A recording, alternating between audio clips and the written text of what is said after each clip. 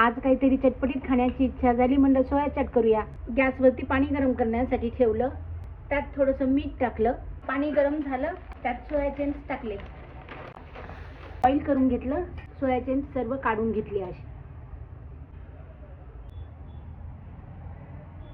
असं प्रेस करून soya chunks मधलं सर्व पाणी काढून घेतलं. मग 1 टेबलस्पून जिरा पावडर टाकलं.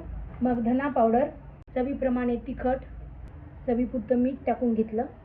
उकडलेले बटाटे बारीक चिरून घेतले. उकडलेले वटाणे टाकून घेतले. त्यात बारीक चिरलेला कांदा, बारीक चिरलेला टोमॅटो, हे सर्व छान मिक्स करून घेतलं. त्यात थोडासा चाट मसाला टाकून घेतला. हिरवी चटणी, इथे मी हिरवी चटणी तयार केलेलीच होती. गोड चटणी, आपल्या आवडीप्रमाणे गोड टाकून घेतलं.